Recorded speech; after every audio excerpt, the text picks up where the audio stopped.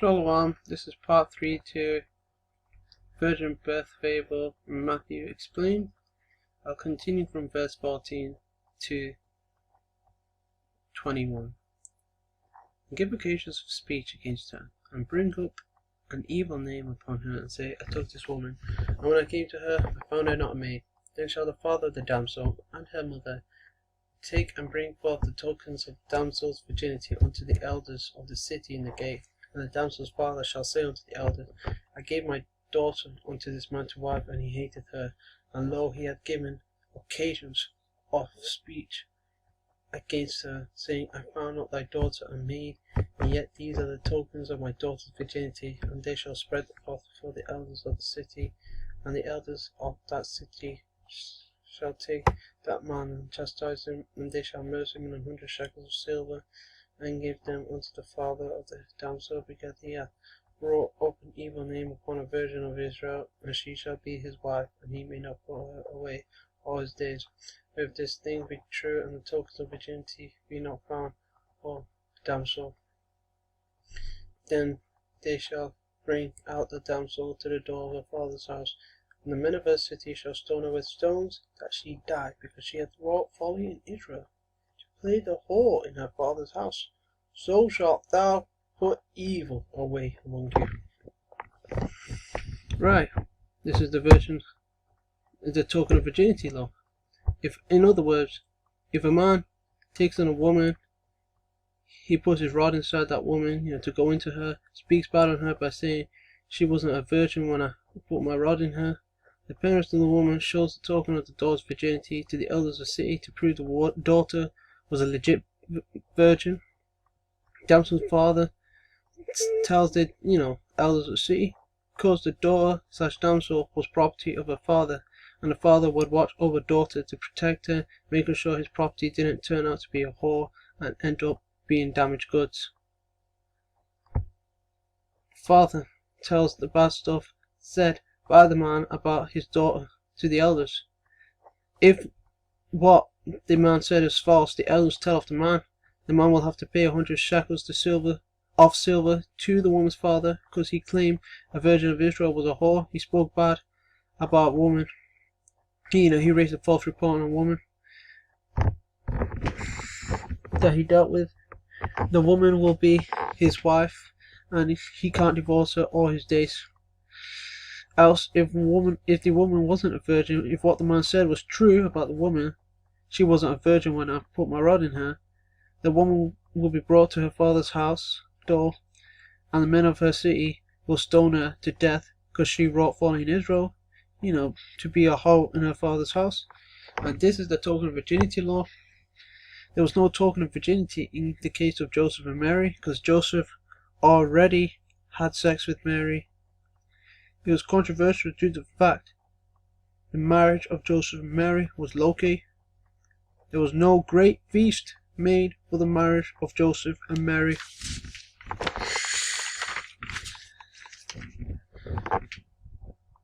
Hosea 4:1.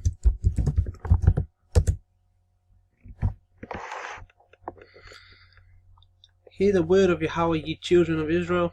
For Lord Yahweh hath a controversy with the inhabitants of the land, because there is no truth, no mercy, no knowledge of the Most High in the land. When Yahushua came on the scene, he brought truth, mercy, knowledge of the Most High in the land, alongside controversy.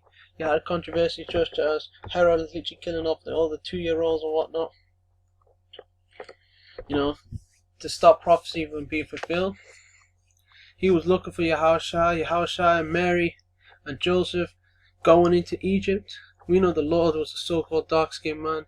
So if so-called Jesus, the one they claim is the Lord's name, the so-called white man, so-called white, he would have been spotted by King Herod in an instant and killed, because they searched all over the place. When Jesus hid in Egypt. And this is the Christians, they literally believe the Lord, Yahushua, our deliverer, our Savior, was a so-called white man. Does it line up with the scriptures? Because Revelation, chapter 1, 13 through 15, and Daniel 10, 5 through 6 tells you otherwise. You know, he looks like a so-called Negro. He's got, you know, white woolly hair, a white woolly beard, you know, facial hair, and he has dark brown skin. Moving on, so it was controversial. Isaiah 8:14-15.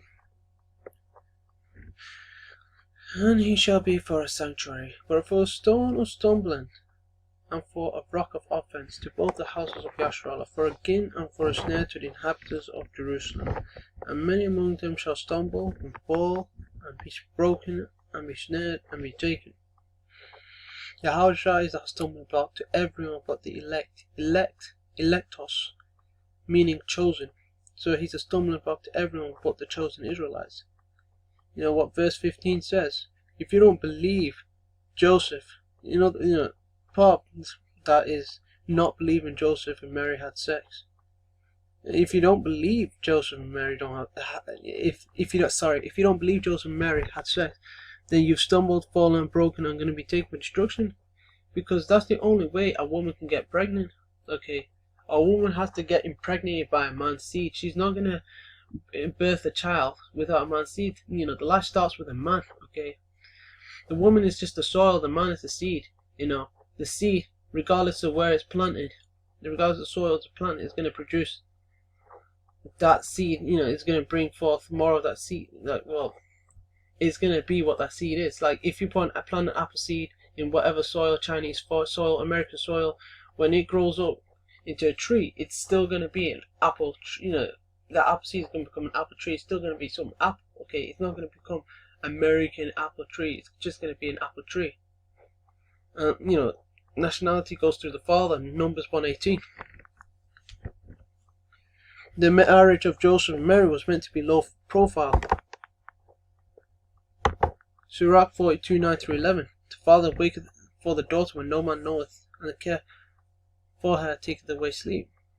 When she is young, lest she pass away the flower of her age, and being married, lest she should be hated. In her virginity, lest she should be defiled and got with child in her father's house, and having a husband, lest she should misbehave herself. And when she is married, lest she should be barren. Keep a sure watch over Shemi's daughter, lest she make thee a laughing stock to thine enemies, and a byword in the sea, and a reproach among the people, and make thee a shame before the multitude. Right, the father waketh up for the daughter when no man knoweth. You know, like the early morning hours, so that she's safe and secure and not doing anything, you know, that he doesn't know about. She's not being grabbed, she's not being so-called raped by a man in the night, the early morning hours. Because grabbing up and thinking was a thing back then. Rape is in the scriptures. And this could have, you know, a woman could have got grabbed up in the middle of the night. And caring for her takes away sleep, yeah. Waking up those early hours, maybe making sure, you know, she's safe.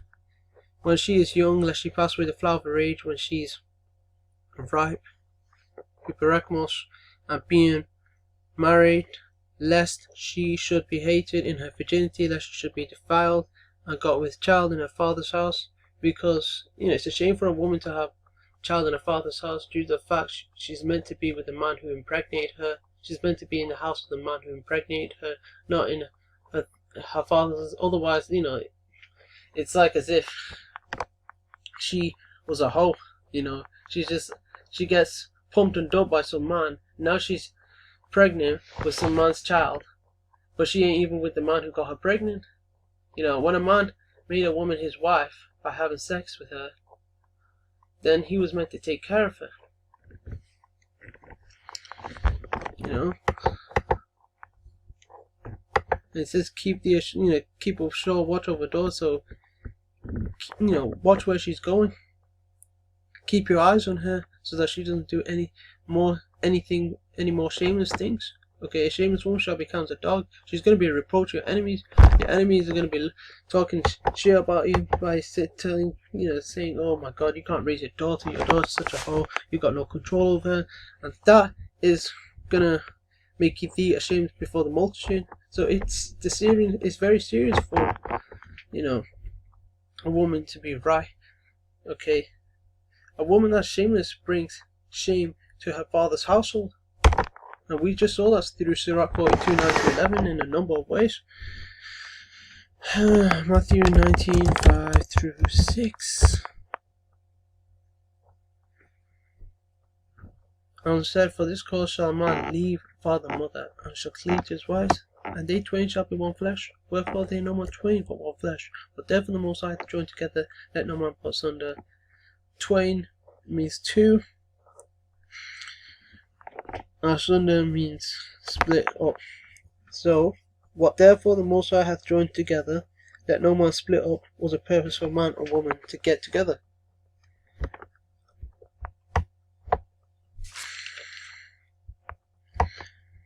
There's a bit more you could say in Matthew 1:18, but I'm going to show you the videos the elder apostles made that I took notes from to make this video. Hebrews 2:14-16. But as much then as the children are partakers of the flesh and blood, he also himself likewise took part of the same. He is talking about Yahushua, through death he might destroy him that had the power of death, that is the devil, and deliver them who through fear of death were all lifetime subject to bondage. But verily, truly, he took not on him the nature of angels, but he took on him the seed of Abraham. Yahushua himself was flesh and blood. This flesh is death. The flesh is, the everlasting chains spoken of in Jude chapter 1 verse 5. Angels don't dwell in physical bodies, they're spirits. And they don't have sperm, they don't eat, they don't have sex. And when you look at the word for seed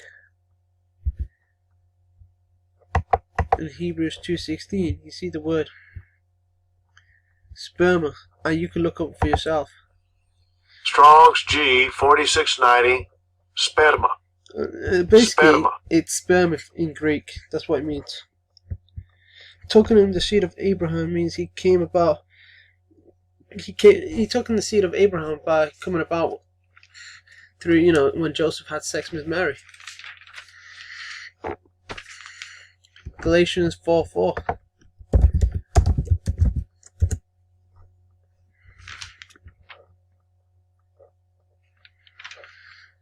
But when the fullness of time was come, the Most High sent forth his Son, made of a woman under the law. Right. Yahushua made under the law via Leviticus 12 precepts, Leviticus 12:1-4, and Luke 2:22. Because Leviticus 12, it tells you in Luke 2:22 that Mary kept the law regarding, bearing a man-child, a boy, or bearing a maid-child. Luke 2:22. And when the days of purification according to the law of Moses were accomplished, they brought him to Jerusalem to present him to the Lord. What is it? Define immaculate? Because people say the birth was immaculate, means perfectly clean, neat, and tidy. As in, it's clean, perfectly clean. If the birth was clean, then why was she unclean? Okay, it says when you go to the cross reference, you see it's talking about Leviticus 12. See, speak unto the children of Israel, saying, if a woman hath conceived seed, born a man child, then she shall be unclean 7 days. According to the days of the separation of her infirmity, she shall be unclean. You see, for a boy, it's 40 days, she's unclean 40 days. For a girl, she's unclean double that, 80 days. And then it's like 2 toes and that to the priest, as it is written in the law of the Lord, proving it was an immaculate conception. And I want to get one more scripture. Wisdom of Solomon. Oh my, this is gonna take 2 eternities. I'm trying to get this video done in this part. You can see I've almost reached 15 minutes. Wisdom of Solomon 7:1-2. Oh my. Wisdom of Solomon 1-2. I, myself, also am a mortal man, like to all, an offspring of him that was first made of the earth, and in my mother's womb was fashioned to be in the time of 10 months, being compacted one of the seed of man and the pleasure that came with sleep. So Yahushua was a mortal man when he came in the flesh. That's why Yahushua was able to, die, cry, be put on the cross. Angels don't do any of those. And precept is John 11:35. Therefore there was no record of Joseph and Mary having feast before sex. Joseph went straight to the action, the sex. Joseph and Mary promised to be together, and it was all done controversial and low key. Hopefully this video was edifying. All of it